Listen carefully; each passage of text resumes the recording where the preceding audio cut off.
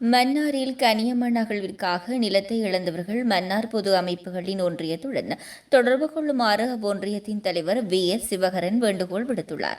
இவ்விடயம் தொடர்பாக அவர் இன்று விடுத்துள்ள ஊடக அறிக்கையில் மேலும் குறிப்பிடுகையில், மன்னார் நகர பிரதேச செயலாளர் பிரிவுக்கு உட்பட்ட பகுதிகளில் கனியம்மன் அகழ்வுக்காக உள்ளூர் காணி முகவர்கள் மூலம் சட்டவிரோதமான முறையில் காணி அபகரிக்கப்படுவதாக பல்வேறு விதமான முறைப்பாடுகள் கிடைக்கப்பெற்றுள்ளன.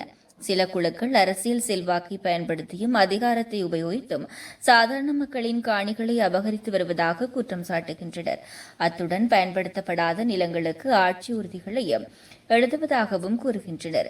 அது மாத்திரமன்றி சில காணிகளுக்கு பயன்பாட்டில் இல்லாத வேறு உறுதிகளை எல்லைகளை மாற்றி குறித்த இடங்களில் நில அபகரிப்பிலும் ஈடுபடுகின்றனர் எனவும் பாதிக்கப்பட்ட தரப்பினர் ஆதாரங்களோடு குற்றம் சாட்டுகின்றனர்.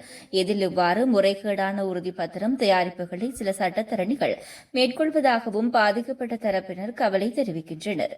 இவ்வாறு அபகரிக்கப்பட்ட காணிகளை பல கோடி ரூபாய் பெறுமதிக்கு ஆஸ்திரேலியாவை தளமாக கொண்டு கனியம்மன் அகழ்வில் ஈடுபட உள்ள இலங்கை முகவர் நிறுவனங்களுக்கு விற்பனையில் ஈடுபட்டு வருவதாகவும் தெரிவிக்கின்றனர்.